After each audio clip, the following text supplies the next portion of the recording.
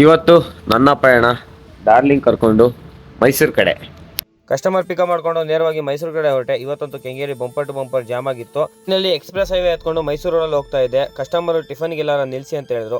ವೈಶಾಲಿ ಹತ್ರ ಟಿಫನ್ ನಿಲ್ಸಿ ನೇರವಾಗಿ ಮೈಸೂರಿಗೆ ರೀಚ್ ಆದೆ. ಮೈಸೂರಿಗೆ ಹೋಗ್ತಾ ಇದ್ದಂಗೆ ನಮ್ಮ ರವಿ ಡಾರ್ಲಿಂಗ್ ಎಂಟ್ರಿ ಕೊಟ್ಟರು. ನಮ್ಮ ರವಿ ಡಾರ್ಲಿಂಗ್ ಜೊತೆ ಮಾತಾಡ್ಕೊಂಡು ತುಂಬಾ ದಿವಸ ಆಗಿತ್ತು, ಬನ್ನಿ ಮೀಟ್ ಆಗೋಣ ಅಂತ ಹೇಳಿದ್ರು. ಮೀಟ್ ಆಗೋಕ್ಕಾಗಿಲ್ಲ.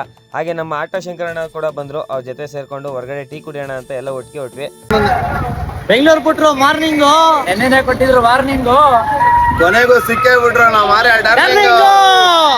ಕಸ್ಟಮರ್ ರೆಡಿ ಆಗಿದೆಯಾ ಬನ್ನಿ ಅಂತ ಹೇಳಿದ್ರು. ಅದರಿಂದ ಡಾರ್ಲಿಂಗ್ಸ್ಗಳಿಗೆಲ್ಲ ಬಾಯಿ ಹೇಳಿ ಕಸ್ಟಮರ್ ಕರ್ಕೊಂಡೋಗಿ ರೆಡಿಸನ್ ಬ್ಲೂ ಹೋಟೆಲ್ಗೆ ಊಟಕ್ಕೆ ಅಂತ ನಿಲ್ಸಿದ್ದೆ. ಊಟ ಮುಗಿಸ್ಕೊಂಡು ಅವ್ರಿಗೆ ಚರ್ಚ್ ತೋರಿಸ್ಬೇಕಾಯ್ತು. ಚರ್ಚ್ ಹತ್ರ ಹೋಗಿದ್ದೆ. ಡಾರ್ಲಿಂಗು 50K ಸೆಲೆಬ್ರೇಷನ್ಗೆ ಕೇಕ್ ತಂದಿದ್ರು. ಕೇಕ್ ಕಟ್ ಮಾಡಿ ಇವತ್ತು ಸೆಲೆಬ್ರೇಷನ್ ಮಾಡಿದೆ. Thank you so much darlings. ಮತ್ತೆ ರಿಟರ್ನ್ ಕಸ್ಟಮರ್ ಪಿಕಪ್ ಮಾಡ್ಕೊಂಡು ಕಸ್ಟಮರ್ನ ಪಯಣಗೆ ಬಿಟ್ಟಿದ್ದೆ.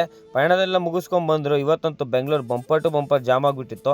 ಮೈಸೂರಿಂದ ಬೆಂಗಳೂರು ಬರೋದು ಎಷ್ಟು ಟೈಮ್ ತೊಗೊಂಡೆ ಅಷ್ಟೇ ಟೈಮು. ಮತ್ತೆ ಕೆಂಗೇರಿಯಿಂದ ಕಸ್ಟಮರ್ನ ಕೋರಮಂಗಲ ಡ್ರಾಪ್ ಮಾಡಕ್ಕೆ ತೊಗೊಂಡ್ಬಿಟ್ಟೆ.